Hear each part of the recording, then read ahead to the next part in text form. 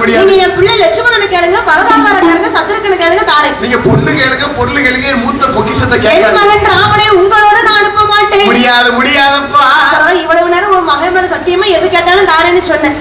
அயோத்தி வேதனாக இருக்கக்கூடிய நீ தசரத சக்கரவர்த்தி வம்சத்துல பிறந்த பிள்ளையாடி ஹரிச்சந்திரன் பரம்பரை சத்தியம் சொன்னா உன் வம்சத்துல அப்படி கட்டி கேட்பாங்க.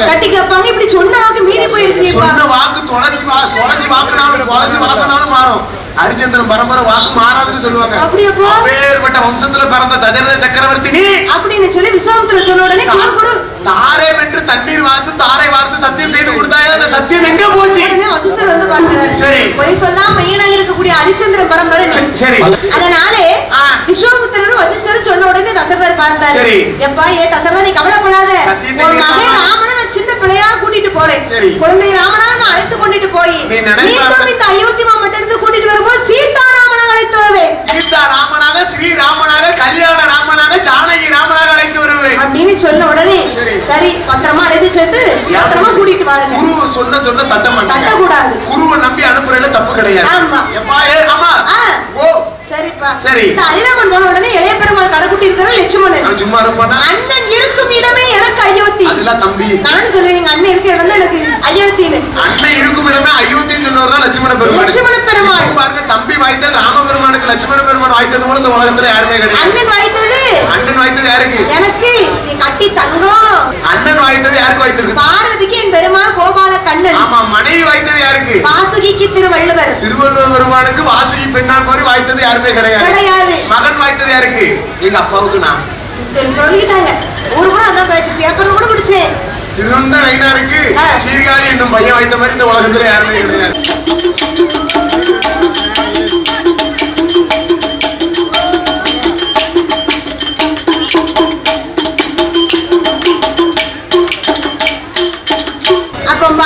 விஸ்வாமித்திரர் சொல்லுகிறாரு, தசரதனை கவலைப்படாத, உன்னுடைய மகன் ராமனை நான் அழைத்து செல்லும் போது கூட்டிட்டு வரும்போது சீதா ராமனாக உன்னிடத்திலே வந்து ஒப்படைக்க சொன்ன பொழுது இன்னும் மன்னம் மகள் படைத்த விஸ்வாமித்திரராகப்பட்டவர் அயோத்தி மாவட்டத்தில்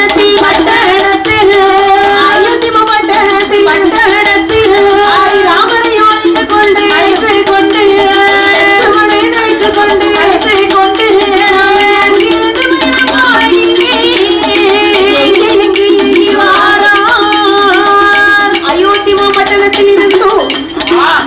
ஹரிராமனையும் இளைய பெருமாள் லட்சுமணனையும் அழைத்து கொண்டு அங்கிருந்து பயணமாகி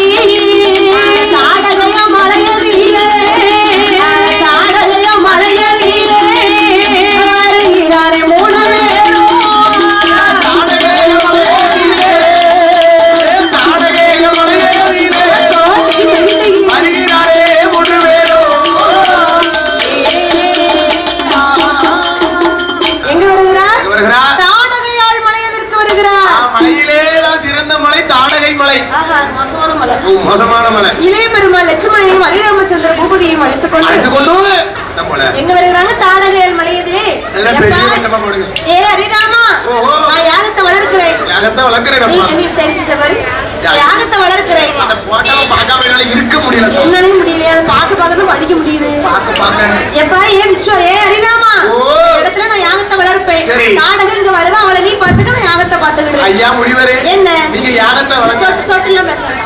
ஐயா முடிவரே, நீங்க யாகத்தை வளங்க, வச்சதை நான் பாத்துக்கிறேன் அப்படின்னு சொல்லி பார்த்தா இருந்த விஸ்வாமித்திரராகப்பட்டவர் யாகமதை வளர்க்கவென்று தாடகையால் மலையதிலே யாகமதை வளர்ப்பாரோ தாடக மலையில யாகத்தை வளர்க்கிறாரு. ஆகாய மார்க்கமாக தாடக பாட்டிக்கு இந்த புகை போகுது. தாடக சும்மா இருப்பாளா? அலறி கொண்டு அவ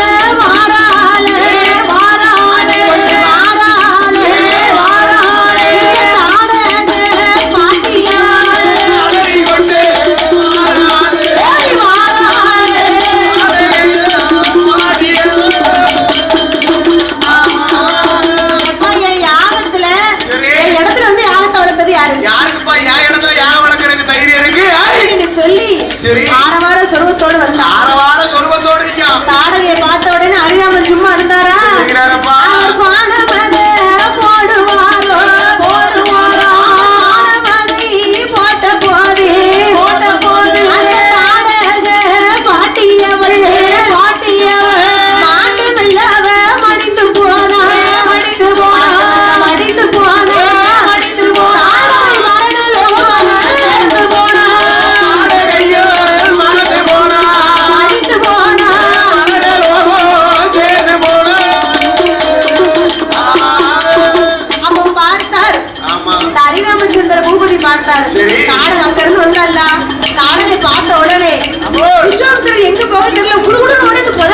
சொல்லிட்டாரு. அதான் சரி ஞாபகம் அவன் கையில கிடச்சோம்னா கசடி பழமா கடிச்சு போடுவான். வாயிலாம் சிக்கணும் வாழை பழமா சாப்பிட்டு போடுவான். நமக்கு முடிஞ்சிருவான். அப்ப ஹரிராமன் பார்த்தார். பானத்தை எடுத்து போட்ட உடனே பானமானது தாடக பாட்டி மார்பிலே போய் பாய்ந்தது. மார்பிலே படுகிறது. மகனேன்னு மண்ணில் விழுந்தா. அந்த பானம் சும்மா இருந்ததா? அலை கடலிலே தீர்த்தமாடி மீண்டும் அமரா துணியை வந்து அமர்ந்தது. அது நேர ஏன் வந்து அமரல? ஏன்னா ராமனுக்கு ரத்த வாட ஆகாது. ரத்த வாட பிடிக்காது ராமருக்கு. ஆமா. அதான் தாடகையா மார்பை தொலைத்து விட்டு 7வது கடலுக்கு சென்று நீராடி வருகிறது. அலைகடலிலே தீர்த்தமாடி அமரா துணியிலே அமர்ந்தது. மகனேன்னு விழுந்தாள். அவளுக்கு 2 மகன். 2 பிள்ளையார் இருக்கா? மாரீசன், சரி, சுவாகு. அவங்க 2 பேரும் அம்மாவை தேடி வந்து எதிர்த்து நிக்கான். அம்மா இந்த மாரீசன் எதிர்த்து நின்னா பாரு. தாய்ராமன் சும்மா இருப்பாரா? அவர் பானத்தையோ எடுப்பாரா மார்பதிலே போடுவாரா பானத்தையோ போட்ட மாதிரியே போட்ட போது பானமில்லாம அடித்தானே அடித்தானே யாரு மரணமா தானே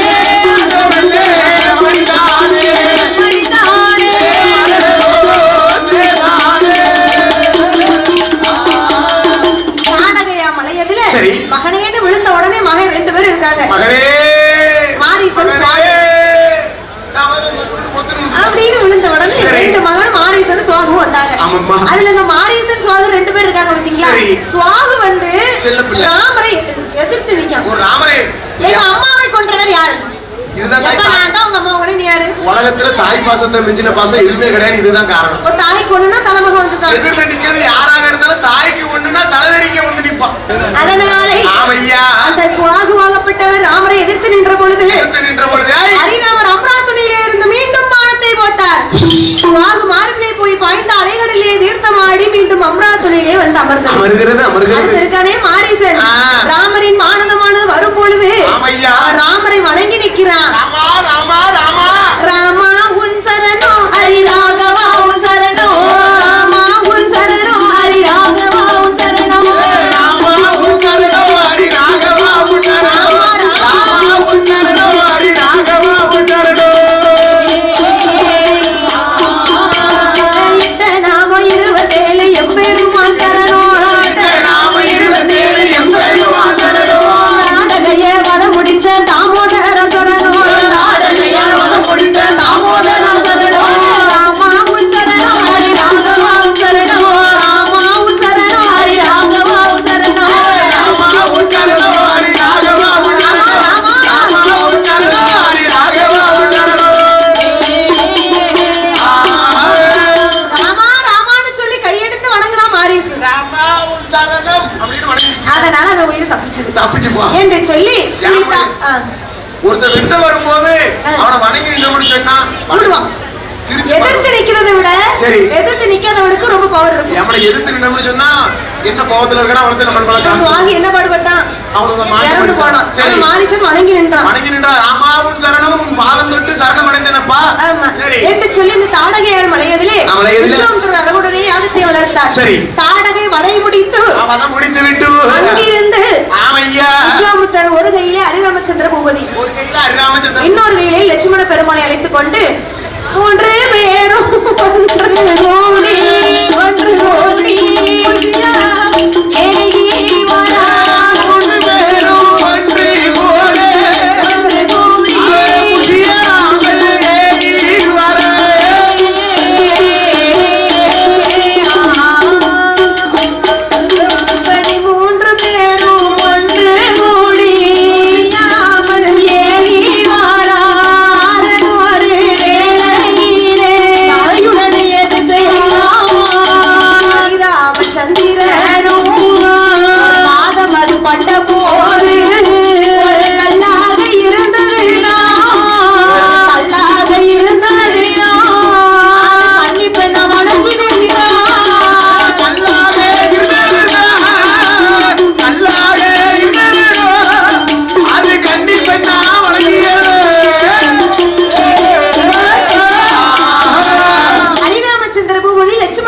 விஸ்வாமித்திரர் இப்படி 3 பேரும் சேர்ந்து மீண்டும் வருகிறார்கள். அப்படி வரும் பொழுது ஒரு பாறாங்கல்லு யாரு விழுந்தா விழலப்பா, பாறாங்கல்லு கல் இருக்கிறது. ராமரின் பாதம் அந்த கல்லிலே பட்ட பொழுது கன்னி பெண்ணாக கையெடுத்து வணங்குறார். எப்படி குஷின் வரலாம்? பாறை வளர்ந்து வருவாங்க, வர மாட்டா. ஏன்னா அது யாரு அந்த பெண்? யாரு யாரு? அகலிகை. ராமர் கேட்காரு. ஆமா ஆமா, ராமர் கேட்காரு. ஏ அப்பா, ஐயா விஸ்வாமித்ரா, அம்மா திடீர்னு என் கல்லு என் பாதம் இந்த கல்லுல பட்ட உடனே கண்டிப்பா நிக்கிறாளே யாரு? எப்பா ராமா, உன்னோட மகிமையை நீனே கேட்கலாமா? உன்னுடைய கைவண்ணம், உன்னோட கைவண்ணம் அங்கு கண்டேன். சரி, கால்வண்ணம் இங்கு கண்டேன். இங்கு கண்டேன். உன்னோட கைவண்ணம் எப்போ கண்டேன்? தாடகையால் மலையதிலே தாடகை நீ வலம் முடிக்கும் போது உன்னோட கைவண்ணத்தை கண்டேன். கால்வண்ணத்தை இங்கு கண்டேன். உன் பாதம் இந்த பாறையில் பட்டும் போது பாதத்தை அகன்று ஒரு பெண் வந்து உன்னை வணங்கி நிற்பதை கண்டேன். இந்த பெண் யாருன்னு தெரியுமா? யாருன்னு சொல்லி ராமர் விஸ்வாமித்திரத்தை கேட்கிறாரு. ராமருக்கு தெரியாத மாதிரியே விஸ்வாமித்திரத்தை கேட்காரு. அது விஸ்வாமித்திரர் சொல்லுவாரு, ஐயா ராமா, இன்னொரு காலத்துல தெய்வலோகத்துக்கு அதிபதி தெய்வேந்திரன். அந்த தெய்வேந்திரனுக்கும் கௌதம ரிஷிக்கும் ஒரு சின்ன, கௌதம ரிஷினா ஒரு தாத்தா முனிவர், ஒரு முனிவர், அவங்க ரெண்டு பேருக்கும் ஒரு சிறு வாக்குவாதம், ஒரு சிறு போட்டி மாதிரி. ஆமா, அந்த சிறிது போட்டியில என்னது வைக்கிறாங்க? என்ன? ஒரு அமிர்தம் மது கிடைக்கணும். ஒரு அமிர்தம் மது கிடைக்கணும். அந்த அமிர்தத்துல என்ன முத பறக்கும்? அது யார் கேட்கா? யாரு கேட்கா? தெய்வேந்திரன் கேட்கா. முத பறக்கிறது தெய்வேந்திரன். தெய்வேந்திரன் என்ன நினைக்கான்? எப்படியும் முத போனாதான் நல்லது நடக்கும். அப்ப முத பறக்கிறது எனக்கு வேணும்னு சொல்லி தெய்வேந்திரன் பிடிவாதமா தெய்வேந்திரன் கேக்குறான். கௌதம ரிஷி சொல்லுதாரு, சரி எனக்கு ரெண்டாவது கிடைக்குது, எனக்கு இருக்கட்டும். ரெண்டாவது கிடைக்குது, எனக்கு தங்க விட்டு கொடுத்து சொல்லுங்க. கலட்டு போய்தானே, ஏன் கலட்டு போய்தானே செய்ய போறாங்க. இவங்களும் அமிர்தம் கிடைச்சாங்க. தமிழர் கிடைச்சாங்க. முத அமிர்தத்துல என்ன பிறகு? என்னது? கழுதை. கழுதன் சொல்றாங்க. பஞ்ச கல்யாணி. பஞ்ச கல்யாணி. என்னை பாரு யோகம் வரும். ஒரு பாத்துட்டு தான் இருக்கு, இருக்குது யோகம் பறந்துட்டு போகுது. என்ன பார்க்க கூடாது? பஞ்ச கல்யாணி பார்க்கணும். கழுதை பார்க்கணும். முதல்ல பிறந்த அமிர்தத்துல என்ன பிறந்திருக்கு? என்ன? பஞ்ச கல்யாணி பிறந்திருக்கு. என்னன்னு சொல்லிட்டா? எப்ப தேவேந்திரா? அந்த கழுதை பத்திட்டு போ. ஏன் தேவேந்திரா? முத பிறந்தது என்னதான் இருந்தாலும் உனக்கு வேணும்னு கேட்டலாம். கழுதை இப்படி, கழுதை இப்படி. அதுக்கு தேவேந்திரன் சொல்லுதான், பொறுத்து இருந்து பாருங்க, ரெண்டாவது அமிர்தத்துல என்ன கிடைக்கும் அதை பார்த்துட்டு போறோம்னு சொல்லுதான். அப்படின்னு சொல்லுகிறாரு. அந்த ரெண்டாவது அமிர்தத்தை கிடைக்குங்க. கிடைக்கிறாரு. என்ன பிறகு? என்ன பிறகு? ஒரு அழகான பெண் வந்து, ஒரு அழகான ரதி மாதிரி ஒரு பெண். அழகுக்கெல்லாம் அழகு சுட்டும் அப்பேற்பட்ட பேரழகோடு ஒரு அகலிகை பெண்ணானவள் வந்து பிறக்கிறான். அந்த பெண்ணு தான் அகலிகை. அதேங்கப்பா, அவள் தான் அகலிகை. ஆமா. தேவேந்திரன் சும்மா விடுவானா? சும்மா விடுவானா? அப்பா வாலிய பையன் எனக்கு கழுதையை பிடிச்சு தரேன், அந்த கிழட்டு பையனுக்கு இந்த பெண்ணை பிடிச்சு குடிக்கிறது என்ன நியாயம்? தேவேந்திரன் முத பிறந்தது உனக்குன்னு கேட்ட. முத கழுதை பிறந்தது நீ வச்சுக்க. இரண்டாவது பிறந்த பெண்ணு இந்த கௌதம ரிஷிக்கு. முடியாது கோட்டப்புறாடி. நான் முதல்ல இருந்து சாப்பிடுறேன். நீ முதல்ல இருந்து கேட்டா இந்த கதையை என்ன சொல்லுகிறான்? எங்க ரெண்டு பேருக்கு இது பிடிக்கல. பெண்ணு மேல ஆசை. எனக்கு பெண்ணு மேல ஆசை கொண்டான். அவன் என்ன சொல்லுகிறான்? என்ன நினைக்கிறான்? இந்த கடலுக்குள்ள போய் யாரு ரொம்ப வருட காலமாக மூழ்கி இருக்காங்க, யாரு அதிக நேரம் உள்ள முங்கி இருக்காங்களோ அவங்களுக்கு அகலிகை. ஆமா, அவங்களுக்கு அகலிகை கொடுங்க. ஆமா. முதல்ல எனக்கு கிடைச்சோட கழுதையை பத்திட்டு போய் என்னால வாழ முடியாது. ஆமா, உள்ள போய் இருக்கலாமா? அப்ப கடலுக்கு இருக்கலாமா அப்படின்னு சொல்லி ரெண்டு பேருக்கும் போட்டி வரக்கூடிய நேரத்துல, போட்டி வரும்போது கௌதம ரிஷியும் முங்கி இருக்காரு. சரி, தேவேந்திரனும் முங்கி இருக்காரு. தேவேந்திரன் எப்படி வடிவம் கொண்டான்? வயசு எவ்வளவு நேரம் இருப்பான்? தவளை போல வடிவம் கொண்டான். தவளை எவ்வளவு நேரம் தண்ணிக்குள்ள இருக்கும்? கொஞ்ச நேரம் தண்ணிக்குள்ள இருக்கும், கொஞ்ச நேரம் தரையில இருக்கும். தேவேந்திரன் வெளியில வந்துட்டான். கௌதம ரிஷி அப்படி கிடையாது. சிவன் மேல் பாரத்தை போட்டு அட்டை பூச்சி போல் வடிவம், சிவ பக்தியோட அட்டை பூச்சி போல் வடிவம் கொண்டு இருந்தவர் ரொம்ப நாள் உள்ள இருந்தார். ஆமா, தேவேந்திரன் வெளியே வந்து சொல்லுகிறான், இந்த கௌதம ரிஷி எல்லாம் செத்து போயிருப்பான். கரெக்ட் பையா? அவன் போனா போட்டு இந்த அகலியை ஏன்ட்ட தாங்கன்னு கேட்கிறான். ஆனா கௌதம ரிஷி என்ன செஞ்சாரு? அவர் கடலுக்குள்ளதான் இருந்திருக்காரு ரொம்ப நேரம். கடலுக்குள்ள சிப்பி பாசி எல்லாம் நிறைந்ததோடு வெளியே ஒரு உருவத்தோடு வந்து வெளியில வந்து பாக்குறாரு. அகலியை நான் கூட்டு போறேன்னு சொல்லி, அப்ப கடலுக்குள்ள ரொம்ப நேரம் இருந்தது கௌதம ரிஷி தான். சரி, அவருக்கு தான் பெண்ணுன்னு சொல்லி, முடிவாகி போச்சு. கௌதம ரிஷிக்கு தான் அகலியை. ஆமா, இந்த தேவேந்திரனுக்கு கழுதை தான் அப்படின்னு சொல்லி அகலியை கூட்டு போகும்போது என்ன செய்யறது தெரியுமா? என்ன?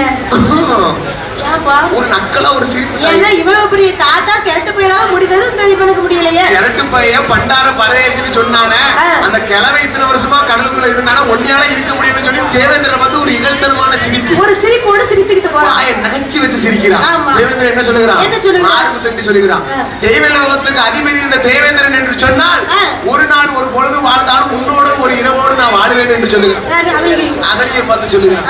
ஏ அப்பா, அகலியை பார்த்து சொன்னானே, அவன் சொன்ன வாக்கு நிறைவேற்றணும் இல்லையா? நிறைவேற்றிட்டான் என்று கௌதம ரிஷியும் அகலியை ரொம்ப நாள் தனியாவே இருந்து கொண்டு இருக்கிறான். கணவன் மனைவியும் உறவாடி கொண்டு இருக்கிறான். ஆமா, கௌதம ரிஷி வந்து ஒரு சிவபக்தன். தினந்தோறும் சிவனுக்கு பூஜை செய்யக்கூடியவனுக்கு 6 நேரத்து பூஜையை அழகா பண்ணக்கூடிய, காலையில அதிகாலை பொழுதே கிளம்பிடுவாரு. பூ கூட எந்நேரமும் தினமும் இதே போல பண்ணி கொண்டு இருக்கக்கூடிய நேரத்துல ஒரு நாளைய தினத்துல தேவேந்திரன் என்ன சொல்லுகிறான்? என்ன செய்கிறான்? வாட்ட சபதத்தை நிறைவேற்றணும் என்று சொல்லி, அகலியை கூட நம்ம வாழணும் என்று சொல்லி 12 மணி அளவிலே சேவல் தட்டுல கொக்கரக்கோடு சத்தம் போட்டு சேவல் மாதிரி வடிவம் கொண்டு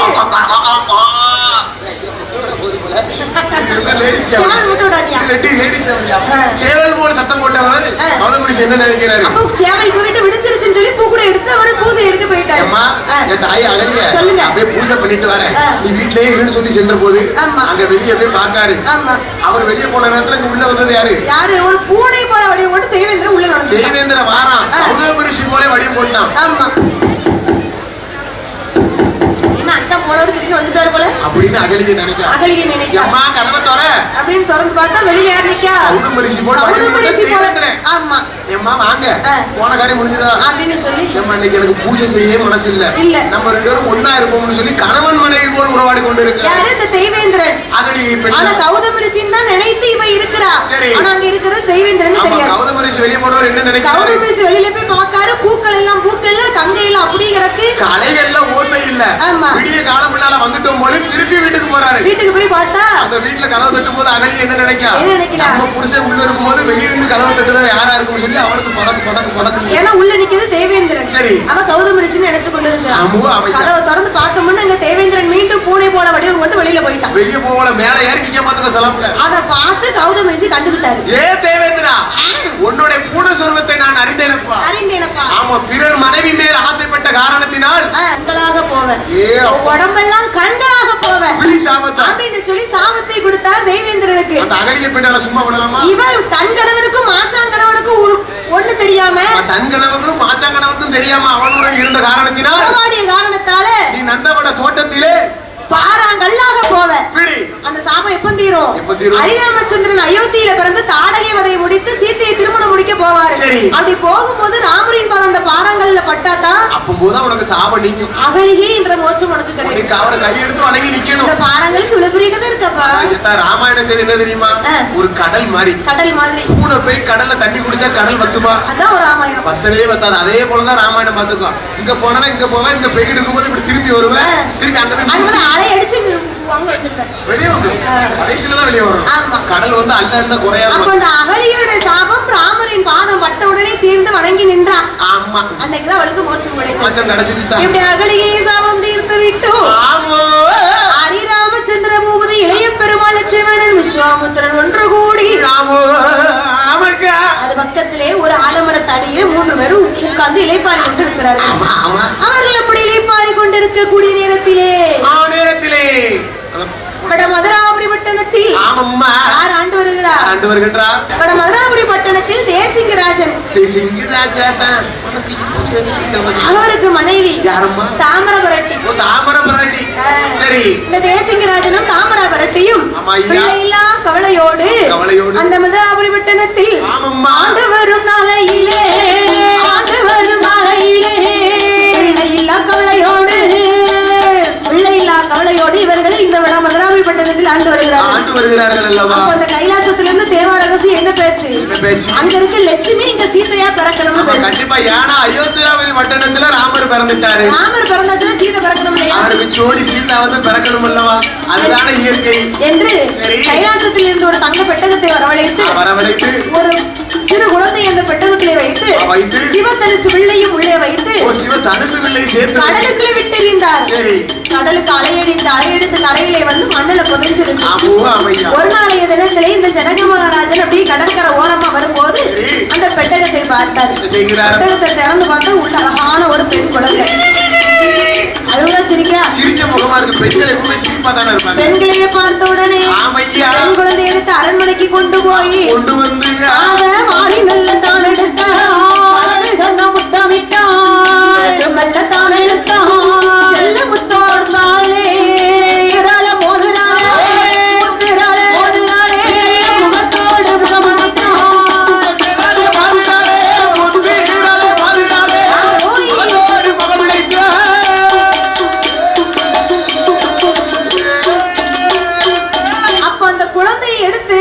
அரண்மனைக்கு கொண்டு வர. ஏ தாமிரபரட்டி பிள்ளைல நம்ம கவலைப்பட்டோம் இல்லையா? பாரு பெட்டகத்தில் அழகான ஒரு சிறு குழந்தை பெண் குழந்தை இருக்கிறது. நம்ம பிள்ளைய பார்த்த உடனே சும்மா இருக்கல சாரி எடுத்து வலது எண்ணத்துல முத்தமிடுகிறார். இதுக்குதான் உனக்கு வருத்தி ஆக்கப்பட மாட்டான். மைக்குக்கே இந்த பாடுனா குழந்தைய பெத்தவ எடுத்து முத்தம் கொடுக்கல என்ன தப்பு? நீ மைக்கு கொடுக்கல அதை பத்தி சொல்லு. இது இப்போதைக்கு எனக்கு குழந்தை மாதிரி பெண் கிடைக்கல. வாரி எடுத்து வளர்த்து என்ன முத்தமிட்டா, சேர்த்து எடுத்து செல்ல முத்தம் கொடுக்கிறா. செல்ல முத்தம் கொடுக்கிறா. முத்துரா மோதிரா முகத்தோடு முகமணி. முகத்தோடு முகமணித்தான். சரி. பிள்ளையை எடுத்து வந்து கொடுத்தால் அந்த பெட்டகத்துல ஒரு சிவதனுசு வில்லு இருக்கு. ஒரு சிவதனுசு வில்லுவானது இருக்கிறது. ஆமா. சரி. அதுலயே ஒரு எழுதி இருக்கிறது பாரு. என்ன எழுதி இருக்கிறது? என்ன இருக்கு? என்ன இருக்கிறது? சீதையோடு சரி பிறந்த இந்த சிவதனுசு வில்லை யார் வளைக்காங்களோ, ஓ யார் வளைக்கிறார்களோ அவங்களுக்கு தான் இந்த பெண்ணு. ஓ அவர்களுக்கு தான் இந்த பெண்ணு பெட்டகத்துல எழுதி இருக்கு. சரி. ஆமாம்மா. சீதையவ தான் பரங்க தென்னிலங்கை தானலிய. தென்னிலங்கை தானலிய என்று சொல்லி இந்த பெட்டகத்துல எழுதி இருக்கு. சரி. அப்ப சீதையை எடுத்த உடனே பிள்ளைக்கு சீதா என்றும் ஜானகி என்றும் வைதேகி என்றும் பேர் கொடுத்து நாமத்தை கொடுத்து வளர்க்கிறார். வளர்க்கின்றா. தாலாட்டி அம்மா ரோராட்டி ரோராட்டி உடனே பிள்ளைய வளர்த்துவாரா. தாலாட்டி அம்மா ரோராட்டி ரோராட்டி உடனே வளர்த்துவாரா. சீதா தேவியை தாலாட்டி ரோராட்டி தயவோடு வளர்க்கிறார். தயவோடு வளர்த்து வருகிறார். அந்த காலத்துல மேல தெருல வேலைமா தாளாட்டினா கீழ தெருல உள்ள சுப்பைய தாத்தா தூங்கிடுவாரு. கல்யாணம் முடிக்கப்ப அந்த கிளவி தான் அவனுக்கு கேட்டுச்சு இல்லையா, அவ்வளவு இனிமையா தாளாட்டி இருக்காங்க. தாளாட்டு அவ்வளவு இனிமையா இருக்குன்னு சொல்ல வரீங்களா? அதாவது பெண்ணா பிறந்தவளுக்கு மொத்தம் 3 விஷயம் தெரியணும் தாய். என்ன விஷயம் தெரியாத உனக்கு? பெண்ணா பிறந்தவளுக்கு மொத்தம் 3 விஷயம்னு சொன்னா முதல் தாளாட்டு பாட தெரியணும், ரெண்டாவது குழவு போட தெரியணும், மூணாவது கோலம் போட தெரியணும். கோலம் போட தெரியும். இத முதல்ல சொன்னனே குழவு போட தெரியணும். போன ஊர்ல இப்படிதான் இப்ப சொன்னீங்க நீ கொஞ்ச நேரத்துக்கு முன்னால ஒரு குழவு போடுங்க ராமர் பிறந்திருக்காரு. ஒருத்தரும் போடல. எல்லாரும் என்ன செஞ்சது? அவ போடுதானோ சொல்லி நம்ம போடையான்னு இருந்துக்கிட்டாங்க. இவ போடுதானோ இல்ல அப்படி சொல்லி வாய மூட்டிட்டாங்க. ஆனா அந்த ஊர்ல அப்படி கிடையாது. போடுங்கம்மா ஒரு குழவை செய்யுனா எல்லா பாட்டியும் பக்கத்துல உள்ள மரமெல்லாம் துப்பியாச்சு. குழவை போட தெரியல. பெண்ணா பிறந்ததுக்கு முத வேலை குழவை போட தெரியும். அந்த பேச்சு அவனுக்கு போயிருக்கும். இல்ல யாராவது குழவை போட ஐடியா இருக்கீங்க? பெண்ணா பிறந்ததுக்கு 2வது விஷயம் என்னது? கோலம் போட தெரியும். கோலம் போட தெரியணும். அந்த காலத்துல ஆட்சி என்ன செய்வானா வாசலில் சாணி தெளிச்சு சாணியை கொண்டு தரம் மெழுகி அரிசி மாவை திரிச்சு கோலம் போட்டிருக்கா. எறும்பு ஏதாவது சாப்பிட்டு போட்டு 4 சிட்டுக்குடி சாப்பிட்டு போட்டவனு கோலம் போடுறது கிடைச்சதா? முத்தத்துல யாரு நின்றுக்கிட்டதா? பின்னால ரெட்டில இருந்து ஒரு வாசு. அவ 11 மணிக்கு எந்திக்கா பாட்டி சாணியை பிறகு போயிருக்கா. இப்படி முத்தத்தை தெளிச்சிட்டு கோலம் போடுறது கிடைச்சதா? என்ன செய்யறா? சலிப்புன்னு வாங்கி வச்சிருக்க போட்டுக்கோ. சலிப்பு பிடிக்கா. ஒரு குத்து அள்ளி போடுறத கீழ ஒரு பூட்டி சேன விழுந்துருது. அல்ல விழுந்துருது. கோலம் உடம்பு தெரியல. 2 விஷயம் போடுச்சு. பெண்ணாமதவும் 3வது விஷயம் தாலாட்டு பாட தெரியும். தாலாட்டு யாருக்கா தெரியுமா? தெரியுமா? பிள்ளைய போட்டுருப்பா. எங்க அண்ணி அப்படித்தான் தொட்டில போட்டுட்டு பிள்ளைய தோதா அங்க எதிர்த்த வீட்டு நாயனிக்கு புருஷனும் நிக்க யார கூப்பிடான்னு தெரியல. இதுல வேற இவன் பிறக்க பிள்ளைங்களுக்குலாம் பேர் எப்படி தெரியுமா வைக்க? ஆம்பளை பிள்ளையா இருந்தா மாமனார் பேரு. இப்ப சுரேஷா இருக்கட்டுமே, கிறுக்கு பையன சுரேஷ் உனக்கு அறிவு இருக்கால அப்படின்பா. உங்களை இல்ல உங்களை நீ பிள்ளை சேட்டை பண்ண பாருங்க அப்படின்னு விடுவான். அப்ப என் பிள்ளைங்கள என் தங்கச்சி பிறந்தாக்கும் தலையை பிடிச்சு அக்கச்சி அதுக்குள்ள பேர் வைக்கணும். பெண் குழந்தையா இருந்தா என்ன செய்யணும்? மாமியா பேர் வைக்கணும். மாமியா பேர் வைக்கணும். மாரியம்மான்னு இருக்கும். உமா எல்லாரும் அப்படி பண்ணுங்க. மாமனார் மேல எந்த கோவம் இருந்தாலும் ஆம்பளை பிள்ளை திட்டிக்கிடலாம். மாமியார் மேல எவ்வளவு கோவம் இருந்தாலும் பெண் குழந்தைய திட்டிக்கிடலாம். கணவன் மேல உள்ள கோவத்தை பிள்ளை மேல காட்டுவாங்க. மாமியார் மேல உள்ள கோவத்தை பிள்ளை மேல காட்டிக்கிடுவாங்க. வேற என்ன செய்ய முடியும்? அதனால இந்த சீதா தேவியை தாமரை விரட்டி எப்படி தாளாட்டி வளர்க்கிறாள். அதனால இந்த தாமரை விரட்டி சீதா தேவியை தங்க தொட்டிலே போட்டு கொண்டு தாளாட்டுகிறார். ஆரிரரிராரோ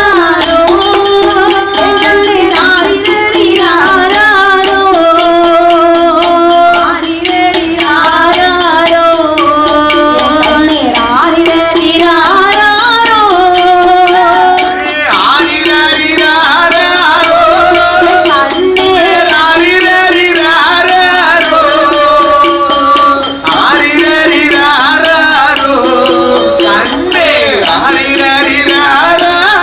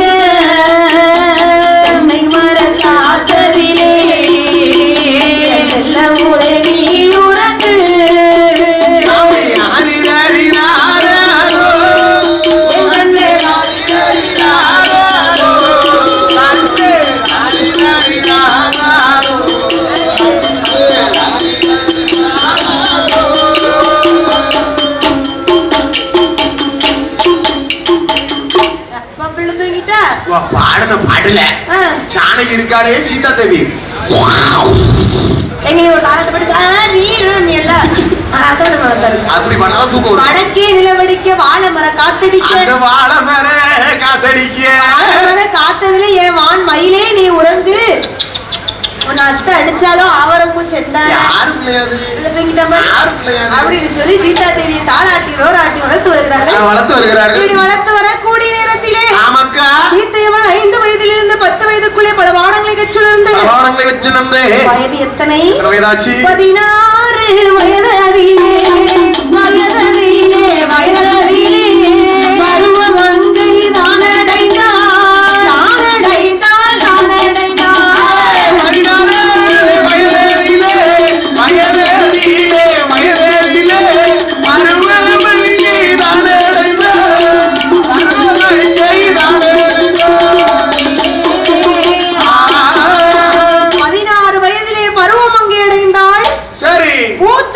புஷ்பவதி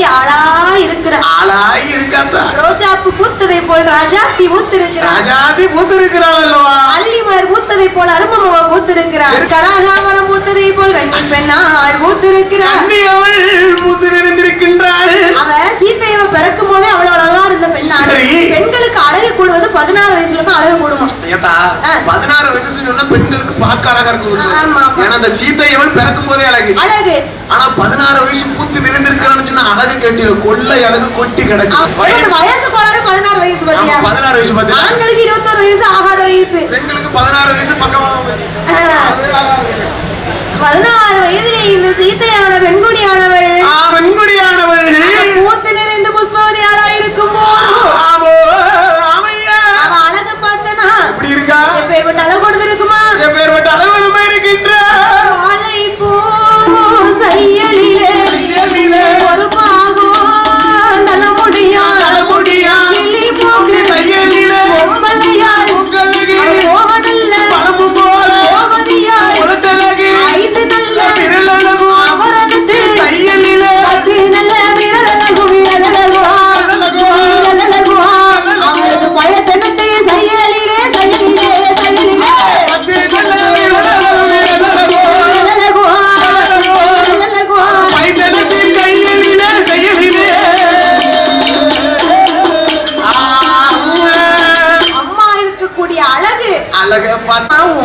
எலுமிச்சம்பழ கலர் சேர்ந்தா எப்படி இருக்கும் இடிச்சு வச்ச மாவு எலுமிச்சம்பழ கலரும் ரொம்ப சரியில்லையே 5 விரலகும் அவரணத்து மாதிரி இருக்கிறது அவரணத்து மாதிரி இருக்குதுன்னா நடக்க உங்களுக்கு கடை அடைப்பாங்களா இன்னைக்கு கடை அடைப்பாங்களா 10 விரலகும் பைத்தனத்து செய்யலில